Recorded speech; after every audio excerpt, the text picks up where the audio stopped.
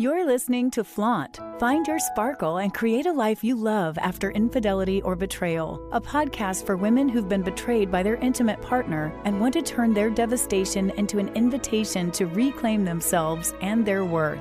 Tune in weekly so you can start making sense of it all and learn how to be okay on the inside, no matter what goes on the outside.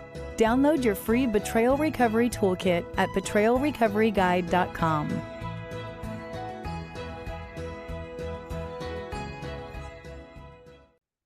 Hello and welcome to Flaunt. Find your sparkle and create a life you love after infidelity or betrayal. I'm Lora Cheadle, and today we are going to talk about saving your marriage. And what I want to say is it's not 100% about saving your marriage. It's about saving yourself. Because the truth of the matter is, whether you want to save this marriage right now, or whether you want to save a future marriage, or whether you want to save a relationship, whatever it is that you want to save, this is the show that is going to help you do that.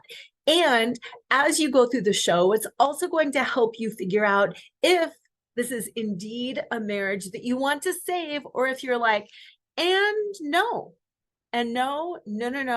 I'm good. I'm fine. Thank you for listening to, or thank you for speaking about this. But because of the show, I have figured out that nope, I indeed do not want to save this marriage at all. So yes, the show is going to help you save this marriage. It's going to help you decide if you want to save this marriage. It's going to help you save future marriages. And quite honestly, it's going to help you save yourself in any relationship, whether it is a romantic relationship, a business relationship, a friendship. This can help you with your snarky teenagers. This is truly about saving any relationships. And yes, specifically saving a relationship after your partner's infidelity, saving a relationship after an affair, but all things count.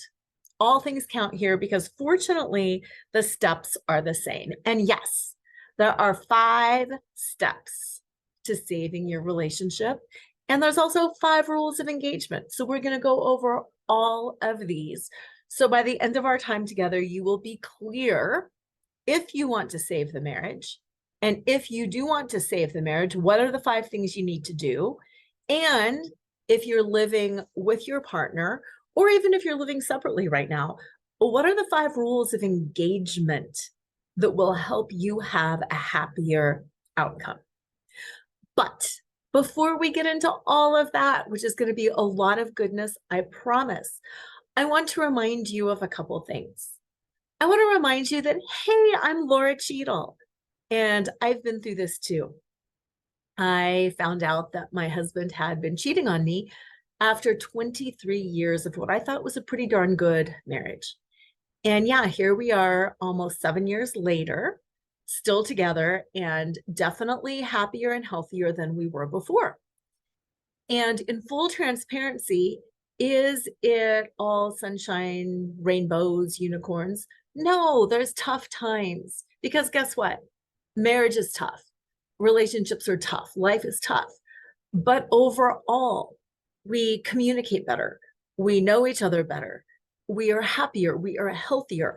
All things are better than they were before. And also, no, I'm not going to BS you and blow sunshine in places where it shouldn't be. It's a long, arduous journey. It just is. And it takes 2 willing participants. But here's the thing about all of that. I've been down that road and I'm on the other side. So I can help you. The whole reason I do what I do is because this was the kind of help I desperately needed and wasn't really available. There's a lot of great resources out there, and there's a lot of resources out there that just aren't that great, or they just didn't resonate with me. I'm an attorney. I feel like I'm pretty smart and I'm pretty quick on things. I also feel like I'm pretty open and I'm pretty honest. And my husband's the same way. He's an attorney also. And it was like, Where is that balance between really good, solid information that makes sense, that is researched back, and that is also emotional, and that is also connected, and that is spiritual, and that holds me in the place that I want to be held? Where is that information? I didn't want something that was totally religion based, even though I'm very spiritual. I didn't want something that was totally just analytical, even though I've got the analytical parts of me. And I didn't want something that was just totally emotion. I needed that perfect blend of everything to move me forward, to help me understand, to empower me with what I didn't know, so I really could make clear, confident decisions. So I could beef up my own skills, so I could learn, so I could grow, so I could actually finally create the kind of life and relationship that I had wanted all along and that I just didn't know how to get. So that's where I came from. That is why I do what I do. I do it because this is exactly what I needed. This is exactly the blend that I needed. So, welcome.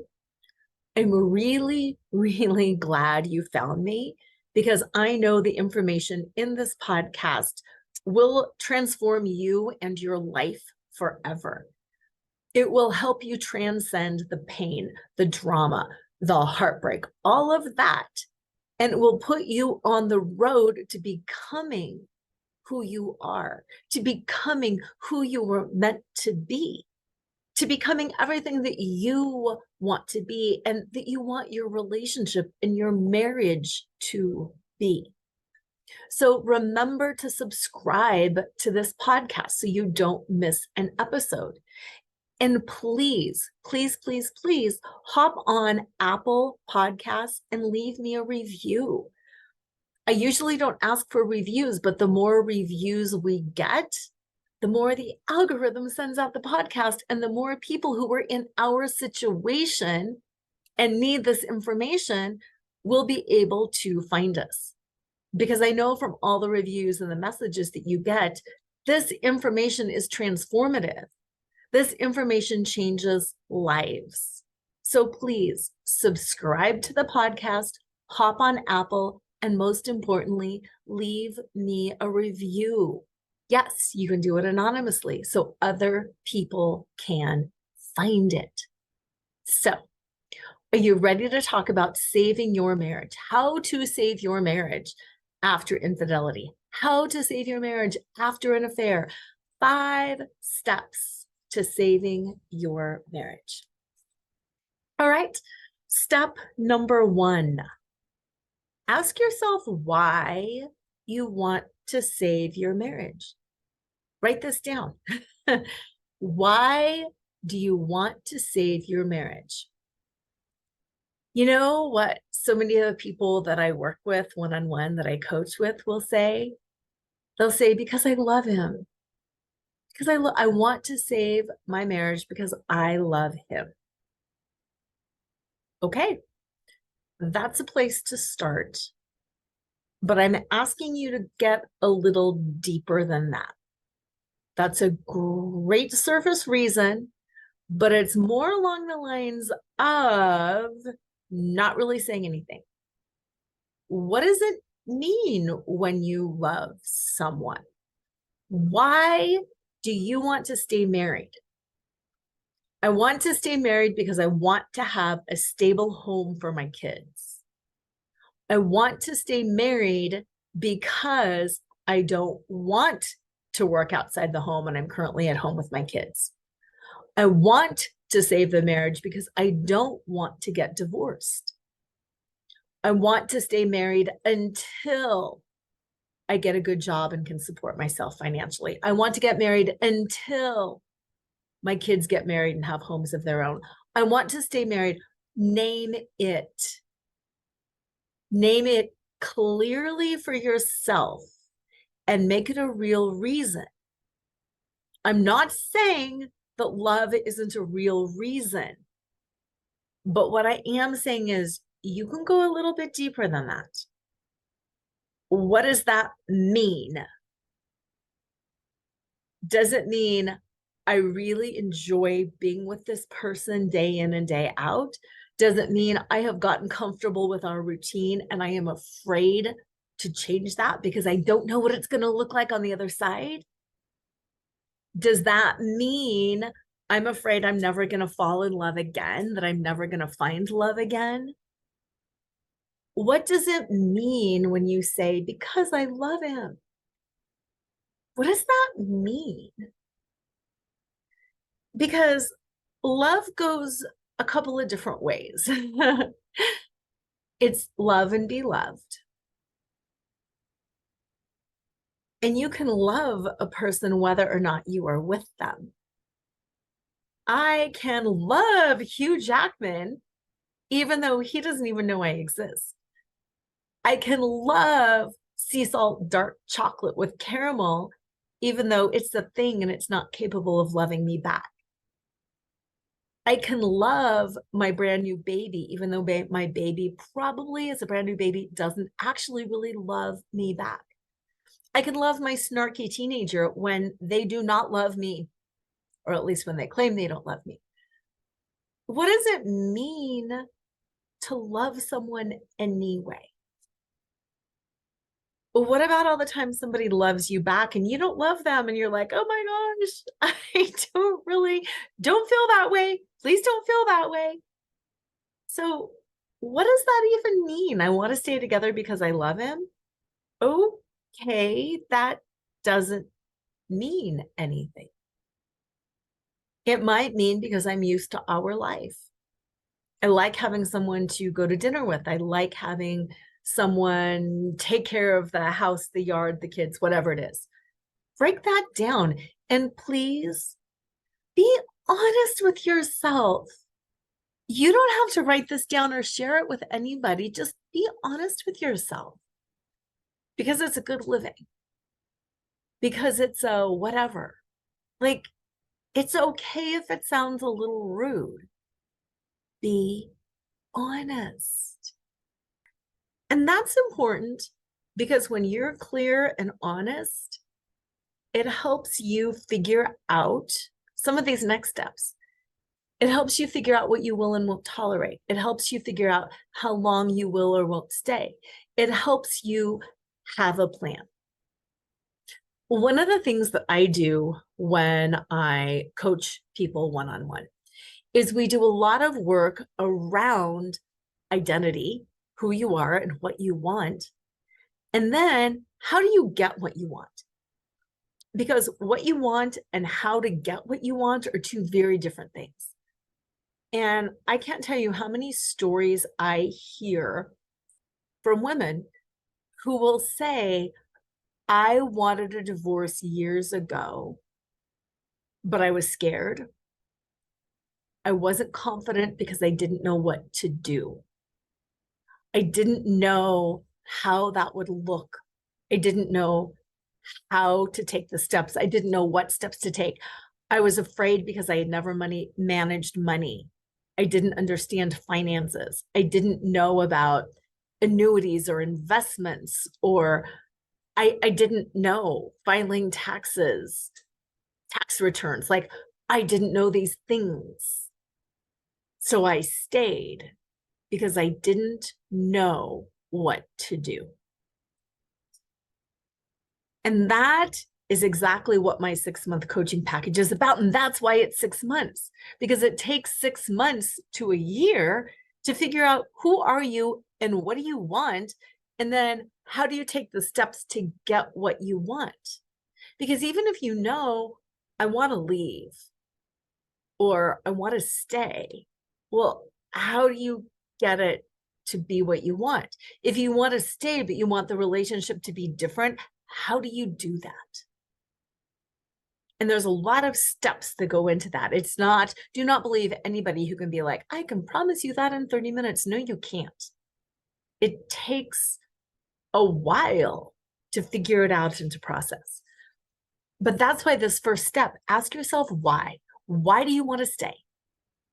If you're on the fence, ask yourself also, why do I want to go?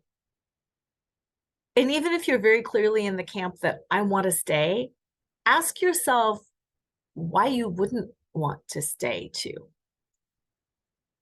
Because you've got to know where you're standing. And when you know where you stand, then it's easier to be who you are because you know where you stand.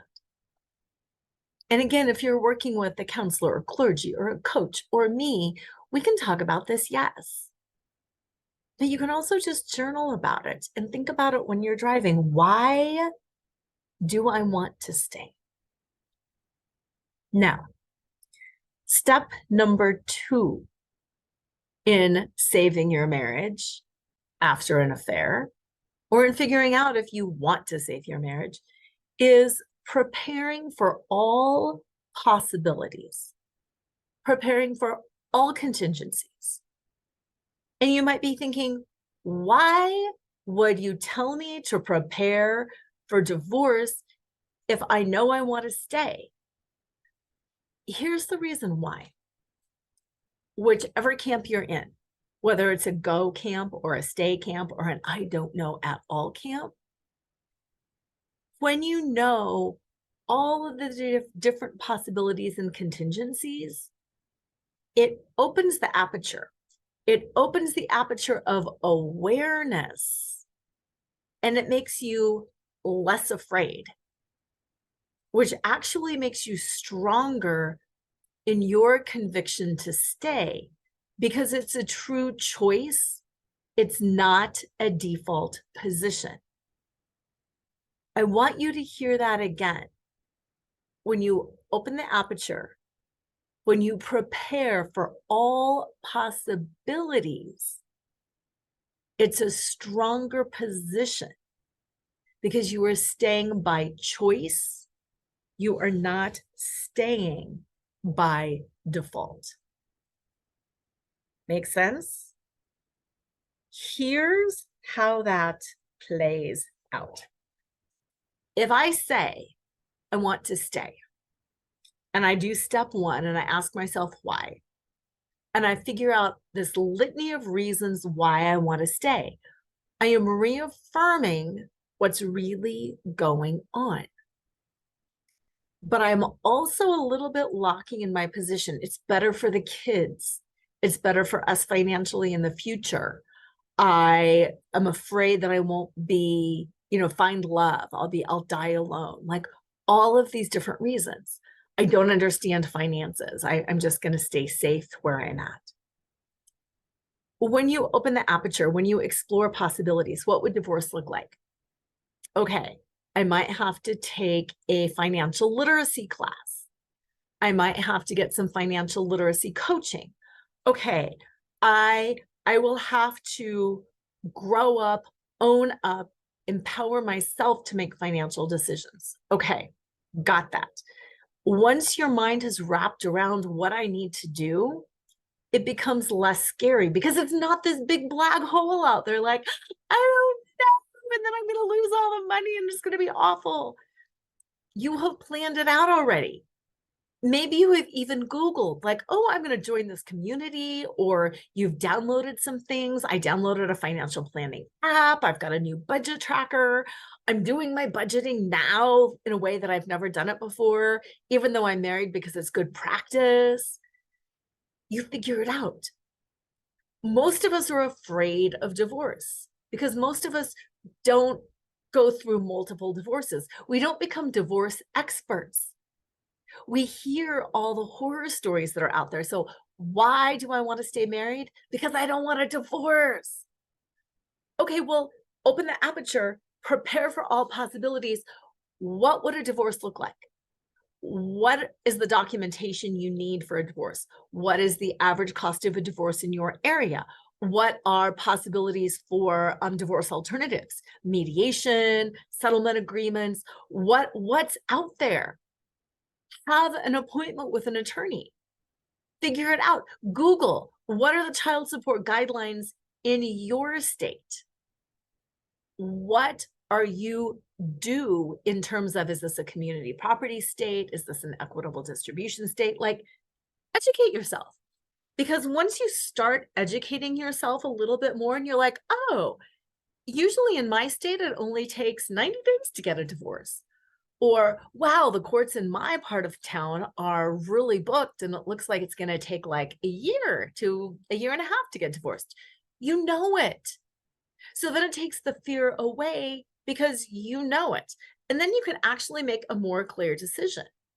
Because, like I said earlier, you're staying by choice. You're not staying by default positioning. Because there's nothing worse than saying, I'm staying in a marriage because it's just way too scary to live on my own. It's way too scary to go through the divorce. It's way too scary to figure out childcare. Finances are way too intimidating. And gosh, I don't want people to judge me. That's not a powerful stance. And that's what I'm here to do. My business, life choreography, coaching and advocacy. Coaching and advocacy. I can coach you through these questions. And then can I advocate for you? Sure. But what I really want is to teach you how to advocate on behalf of yourself, whether you're advocating to your partner, to your family, to your friends, to your employer, to the attorney that you've hired, to the judge, to the mediator. You need to know how to advocate effectively and clearly for yourself. Now we're going to pause for a second. You are so lucky. I am in the finishing stages of putting together some really powerful workshops on advocacy. They're good. They're a lot. They're like 4-hour workshops. And yes, we're going to do some in person and we're going to do some on Zoom, but keep your eyes peeled for that because especially as a woman, we need to learn how to advocate on behalf of ourselves because this culture that we're in, the society that we're in, women aren't powerful. They're bitchy, they're witchy, they're aggressive. No, we're not. It's society's perception of us when we put our foot down that suddenly we get witchy and aggressive. Not true. But we're also not taught those skills as girls. It's getting better, but most of us were not raised by empowered women, by empowered men who are teaching us how to communicate clearly and advocate. We were taught to be good girls. We were taught to be kind. We were taught to be accommodating. We were taught to have people like us. We weren't taught to advocate on behalf of ourselves. No problem. I can teach you that now. It is never too late to learn. It is never too late to learn. And you might be like me too. You might be in a position where you're like, it's so wonky because I can advocate for my kids or in my job. As a lawyer, I can advocate on behalf of other people. But when it came to me, I was so willing to roll over and play nice. Not anymore. Not anymore. I have the skills, I have the strategy, I have the tools, and I have the practice. And I can give all of that to you too. So if you were not already on my list, I want you to be, because I'm going to be sending out notifications for those workshops. Go to betrayalrecoveryguide.com. Not only will you get a free copy of my Betrayal Recovery Toolkit, but then you will be on my list. I only email about every couple of weeks, not a big deal. But that way you'll be on my list and then you can have access to the workshops. You can also find me on social media. Social media is a great way to stay in touch if you're on social media. Anyway, are you ready to get back to these 5 steps to save your marriage or to figure out if your marriage is worth saving? Good, me too. Step 1, ask yourself why and get very clear. Number 2, prepare for all possibilities. So the decision to stay or to leave is by choice, not by default. Okay, number 3, sit down for this one. This is a big one. This is the meat and potatoes of everything that I believe. And self-advocacy is a part of that. Hold up a mirror and adore yourself. Probably makes no sense. What, Laura? Hold up a mirror and adore yourself. I am a big believer in all of the things whether it's Course in Miracles, Law of Attraction, any of those spirit-based things, that we are here to learn lessons. We are here to grow as souls, whether it's God or spirit or universe, however you want to couch it. We are here for a divine reason, that it's not just accident and happenstance and we don't just roll through life, but that all things conspire together for our growth, for our well-being. And I know, because I know so well, my husband cheated with 5 women for 15 years. I know what it's like to be punched in the freaking gut with this kind of information. And you're not going to Pollyanna it. There is nothing good about this. There is nothing like, oh, yay, I'm going to get through it and be stronger. Like, that makes you want to vomit. Will you get through it? Yes. Will you be stronger? Yes. But right now, are you stinking kidding me? This is awful and it hurts. What do? You have to adore yourself. I don't mean like yourself. I don't mean love yourself. I mean, adore yourself. We'll talk about the holding up of the mirror in a minute, but it's adoring yourself. It is holding yourself with tenderness. It is holding yourself with love. It is knowing that you are special, that there is nobody like you out there, that you are so worthy of having friends, that you offer so much to other people, that people would want to be around you because of who you are, that you don't have to do things for other people. In Lora language, you don't have to please, you don't have to conform, and you don't have to perform. You are just this adorable soul, person, being. You are so adorable. You are so wonderful. And it's turning that light on yourself and feeling what it feels like to be adored, feeling what it feels like to be cherished, feeling what it feels like to be special, feeling what it feels like to be loved. All of those things.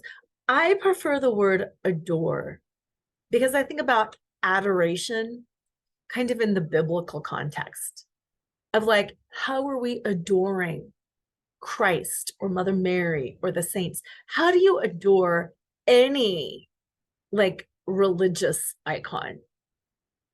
It's that love, it's that adoration, it's the opening up the heart, it's that reverence, and it's having that for yourself.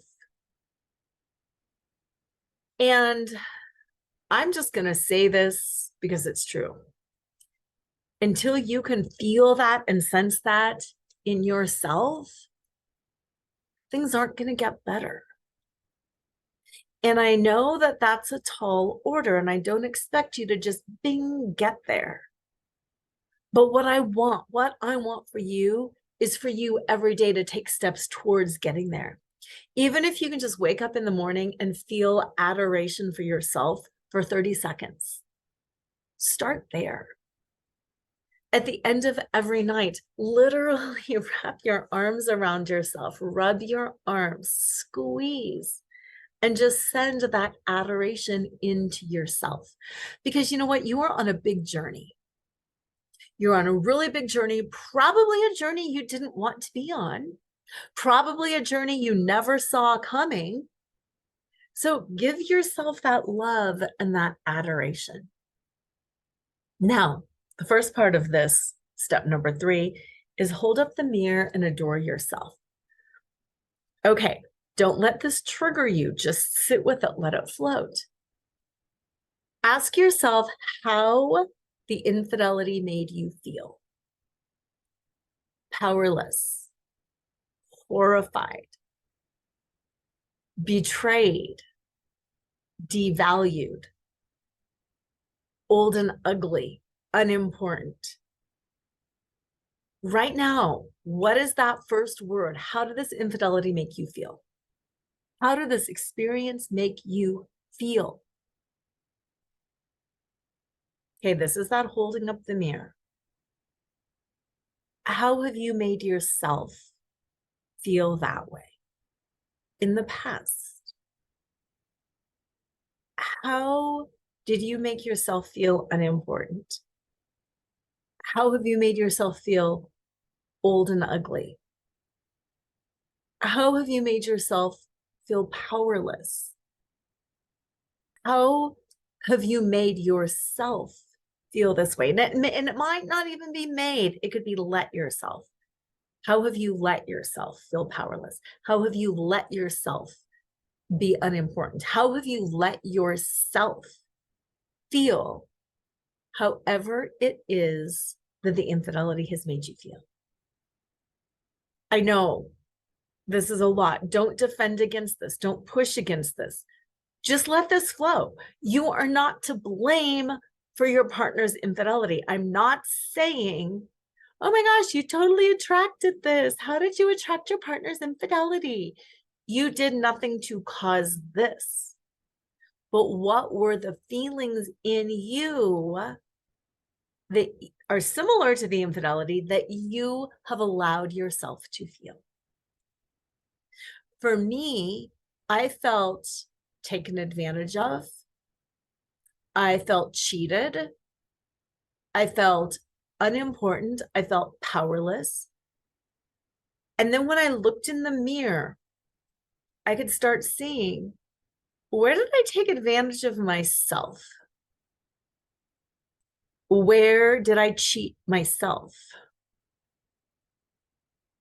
Ouch. Where did I go about making myself unimportant? Ouch. And I went through that list. And it's not about self-blame and judging yourself. Again, like in step number 2, when I said open the aperture and prepare yourself for all possibilities, this is opening that aperture. You can't force your partner to heal the wounds that they created through this infidelity. Hear that. You can't force yourself. Scratch that. You can't force your partner to heal all the wounds within you that they created through the infidelity. The only thing you can do is you can heal the wounds within you that you created when you let yourself feel that way. They can be tiny, they can be medium, they can be huge. But here's what I will say. You did things to yourself. Not knowingly, not intentionally, but you have done things that have hurt yourself. Now is the time to heal that. No spiritual bypassing, no blaming your partner. Yeah, but what they did was worse. Sure, I might have neglected myself. I was busy. I was taking care of the family. Anybody in my position would have done that. There's nothing wrong with what I did. No, there is nothing wrong with what you did. Most of us do neglect ourselves to take care of our families. Most of us do get strung out and burned out and exhausted. There's nothing wrong with that. It's not a blame situation. It's an awareness situation. Hear that. It's not a blame situation. It's an awareness situation. When you are aware of the places that you hurt yourself, you can heal it. You can't force your partner to help you heal that. Nor can you just heal it on your own when somebody else does it to you. You have to start with where you've hurt yourself. That's a lot. That's looking in the mirror. That's taking huge accountability, opening the aperture, taking responsibility, being accountable. And as you're doing it, adoring yourself. As you're doing it, adoring yourself. I dismissed myself. I made myself unimportant. I betrayed myself. I abandoned myself. I did not keep promises to myself. I put other people ahead of me, kind of with this martyry attitude. I overfunctioned. I did not give myself grace and space to play. I would get passive aggressive. I would get manipulative. I did a lot of things, not because I'm a bad person, but because I'm a human. But I hurt myself. I didn't love and prioritize myself enough to be honest and clear about who I was and what I needed. Because of my self-abandonment, I hurt myself. How can I adore myself and prioritize myself and stay true to myself? That's where it starts. Did my husband lie and cheat? Heck yes. Did he hurt me? Heck yes. Can I control that? No way. I have to look in the mirror, see where I cheated myself, where I hurt myself, where I betrayed myself, heal that through my own adoration of myself. I have to love myself enough to heal my own wounds. Hear that. Love yourself enough to heal your own wounds. Sit with that. Think about it. Love yourself enough to heal your own wounds. Wow. Everything shifts when you can look in the mirror and when you can adore yourself and when you can love yourself enough to heal your own wounds. All right, let's go on to step number 4. Step number 4 to saving your marriage or to figuring out if this is even the marriage you want to save is to do your own work, to work on you. Just like I was saying in step number 3, holding up the mirror and adoring yourself and about loving yourself to heal your own wounds. Healing your own wounds isn't done at 2:00 on Tuesday. It's a process. Physical healing takes time. Emotional healing takes time. Spiritual healing takes time. It all takes time. Work on yourself. I know your husband has problems. I know your partner has problems because cheating is a mental health issue, basically. Cheating is when you're broken and you have a problem and you don't know what the solution is. It's a tool that people think will help, but it doesn't help. We know that. I know that. Can you force your partner to see that? No. Can you force them to understand that? No. Sometimes we keep using the same tool that we have over and over and over and over again. Alcohol is a tool. Porn is a tool. Cheating is a tool. There are so many different tools. Zoning out on social media is a tool. We all know certain tools aren't effective, and we still use those tools because we're not done with them yet. So no, you can't force your partner to change. There are certain ways, yes, you can provide awareness. You can offer a book or a podcast. Definitely go back to the 3 podcasts that I did with my husband. There's 3 of them where he and I did a show together and I interviewed him on his state of mind. Those are absolutely transformative for men because it puts into words all of the things that they are thinking, but they don't have the words to say. And it makes it so it's okay for them to be vulnerable and share. So go back to those 3 podcasts, share them with your partner. But the bottom line is you can't do your partner's work, nor should you. And if you find yourself getting involved in your partner's work, please back out. Please back out. That's called being codependent. That is not healthy and it's not going to last, and you will make yourself crazy. You absolutely will make yourself crazy.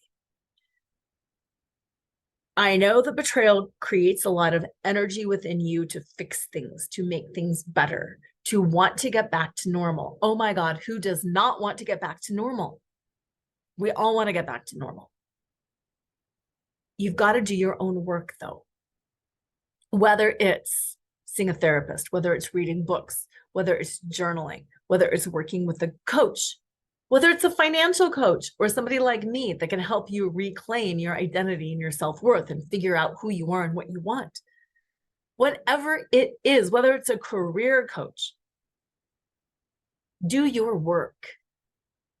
Do your work on you. Make yourself the best, most strongest, amazing version of who you are. We just talked about holding the mirror up and seeing all of the wounding that you have. The way we hurt ourselves is so often the way we were hurt as kids. The way we hurt ourselves is the way we were hurt as kids. If we were ignored as kids, maybe we ignore ourselves. If we were dismissed as kids, maybe we dismiss ourselves. Or we dismiss others. But there's often that root in childhood that we seek to heal in our adult relationships. Heal it in the relationship you have with yourself. Whether you were an adult child of an alcoholic, whether you're an adult child of dysfunctional parents, whether you went through trauma or abuse, or whether you had a pretty darn good childhood, but just life is traumatic. We all have those scars. Heal those scars in you first. Which all leads up to step number 5. And step number 5 is connect with your partner as a new version of who you are. And once you connect with your partner as a new version of who you are, that's when you can determine if this relationship is going to work and what you need to do to save the marriage.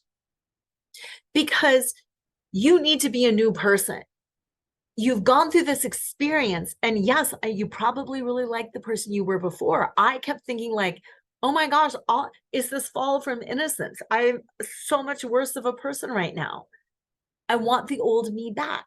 But that's not the case, and it's not going to happen. So how do you make this new version better, stronger, clearer, more powerful, more kind, more compassionate, more loving, whatever it is? The goal is to build a new, better relationship. The goal is not to go back to a relationship that was broken. The goal is also not for you to stay in the same place and to have your partner change, because, oh my gosh, if your partner changes, the relationship won't work. And so many people don't hear that and don't get that. If your partner changes, it's not just you having a different partner. A relationship is 2 people. And if your partner changes, like all of us women want to change our partner, we want to change them. If they change, we have to change too. Because a relationship is a dance. And when they change, we have to dance differently. And when we change, they have to dance differently. There is truly no such thing as us not changing and having our partner miraculously get it and figure it out and do all of his work, and then coming back together and just having the relationship perfect, because all along I knew all he needed to do was quit drinking or quit porn or pay more attention to me or get involved with the kids or deal with his dysfunctional mother. It doesn't work that way. If your partner changes and becomes the man of your dreams, it's going to change you. And that's the magic of step number, 3, holding up the mirror and adoring yourself. If you want a partner who adores you and who is the best partner possible, you have to be open to being partnered in that way. You have probably not been partnered in that way recently. So no matter what, you have to change. You have to change you in order to be a good partner for them. I have been making this joke for a long time. I'm actually starting a whole new little Instagram video series on it because It's so powerful, and it's so obvious, but not obvious. And it's called If I Married Hugh Jackman.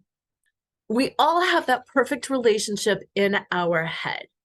If I am with, and I'm just saying Hugh Jackman because that's my celebrity crush, baby. If I'm married to Hugh Jackman, I am going to show up and I'm going to be so happy and positive and energetic every day. If I'm married to Hugh Jackman, I'm going to want sex all the time, and I'm going to cut other things out of my life, and I'm going to show up, early, and we're going to have these long, hot nights and weekends in bed.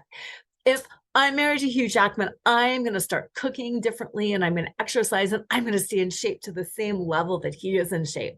And if I'm married to Hugh Jackman, I'm going to welcome his extended family, and I'm going to create all these incredible things, and it's going to be like the Brady Bunch. And I could keep going. And that's like the point. We have it in our head that if I had the perfect partner, I would do all of these different things. Because I would be adored, I would be loved, I would be cherished, I would be held, I would be in the sacred container of a relationship. And the truth of the matter is, it's less about the partner that you're with, and it's more about you. If I can put myself in the position of being that person, then I will attract that person into my life, whether it's my current husband or somebody else. When you look in the mirror, when you adore yourself, you set yourself up as somebody who is worthy to be partnered really, really well. And then your current husband can step up to the plate and partner you really, really well because you're different and you're building a new relationship.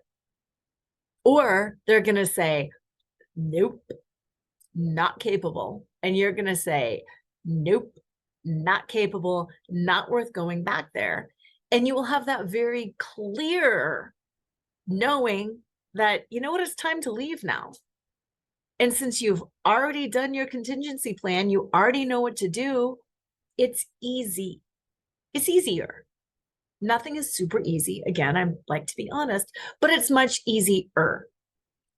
So you have to do steps 1 through 4 in order to get to step 5. And step 5 is come back to your partner and see how it works out. You're new people. You're different people. You want to be new and different people. Connect with your partner and see. Because it's about, let's just see if this works. And if it doesn't, that's okay too. I can bless and I can release. Now, I'm going to finish with the top 5 rules for engagement with your partner as you go through this process. Because like I said earlier, the reason that I coach people for 6 months is this is like a 6-month process to figure this all out, to show up differently, to do the work, to have all of the aha moments. It takes time.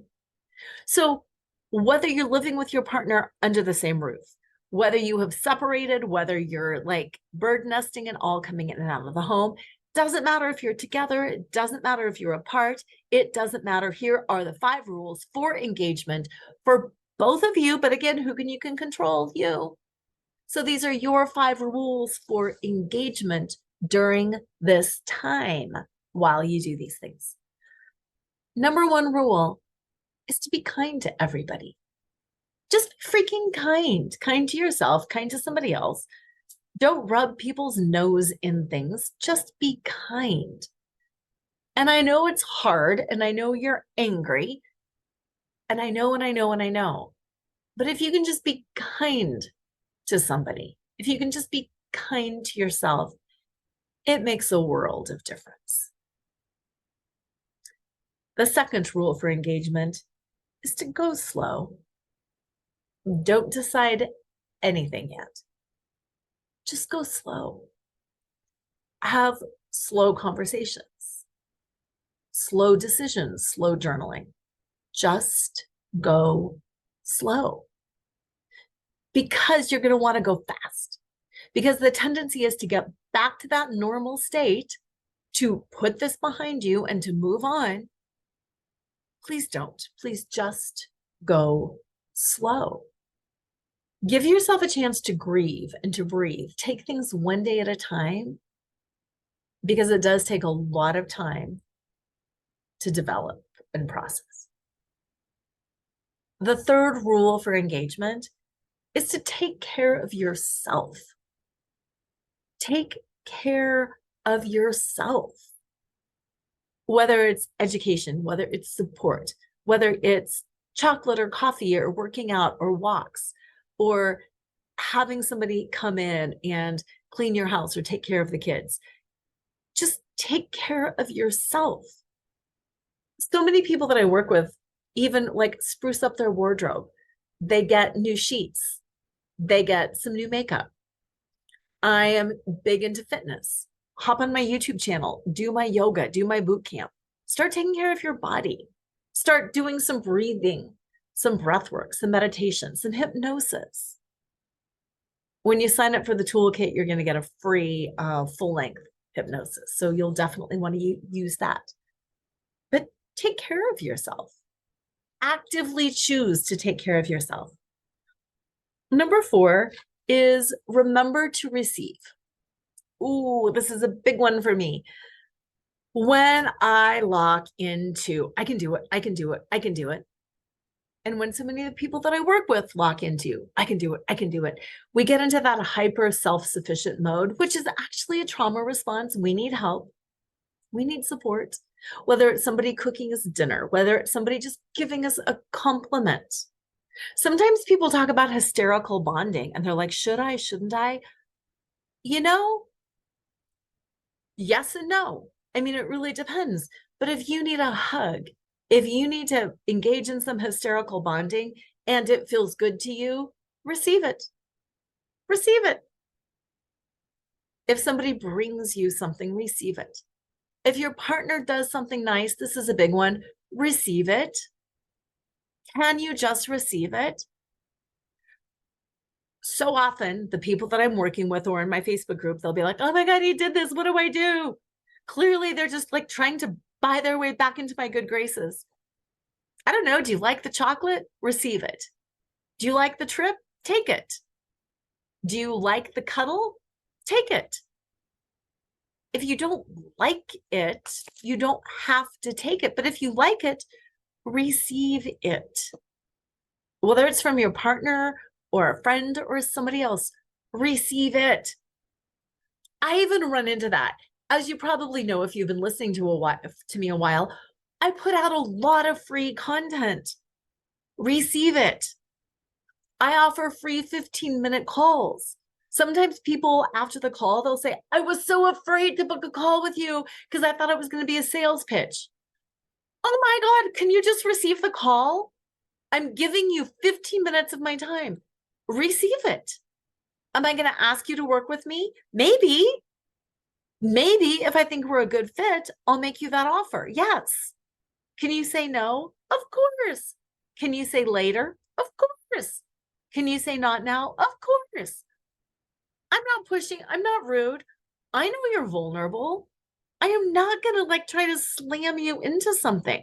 I'm offering it because I want to give it to you. I'm offering it because I was there too and I was desperate. And I really, really wished I could talk to somebody sometimes and just be like, you survived. Tell me about how that happened. Tell me about what should I look for? How do I know? I'm offering you a free 15-minute call. Take it. If your partner's offering you something, take it. If a friend is offering, take it. Remember to receive. Yes, you're doing a lot on your own. Yes, you're holding up that mirror. You're doing your own work, but receive. And then the very last rule of engagement for getting through this time is to feel it into being. Feel it into being. And this kind of goes back to when I was talking about adoring yourself. Feel it until you become it. Feel capable until you are capable. Feel confident until you are confident. Feel adored until you are adored. Create those good feelings within yourself. Feelings happen because of our thoughts. Create those good feelings within yourself throughout this time. I am healing. I am processing. I am growing. We are changing. Feel it into being. So those are the 5 rules of engagement for you to do with your partner. If you're living together, if you're not living together, those are your rules for engagement for getting through this time. And I gave you the 5 rules to save your marriage. Ask yourself why, prepare for all possibilities, hold up a mirror and adore yourself, do your own work first, fix yourself first, and then come back and connect to your partner. Thank you for listening. Reach out if you need anything. Connect for your free call that I am offering. Receive that from me. Hop on betrayalrecoveryguide.com. Receive your 6-pack of gifts in your meditation. Receive, receive, receive. And in the meantime, remember to subscribe. Leave me a review for this podcast so we can help other people in your situation. Have an amazing week. And as usual, always remember to flaunt exactly who you are, because who you are is always more than enough. Tune in next time to Flaunt, find your sparkle, and create a life you love after infidelity or betrayal with Lora Cheadle every Wednesday at 7 a.m. and 7 p.m. Eastern Standard Time on syndicated Dream Vision 7 radio network. Uncover the truth of what's possible for you on the other side of betrayal and develop the skills and strategies necessary to embrace the future and flourish today. Download your free Betrayal Recovery Toolkit at betrayalrecoveryguide.com.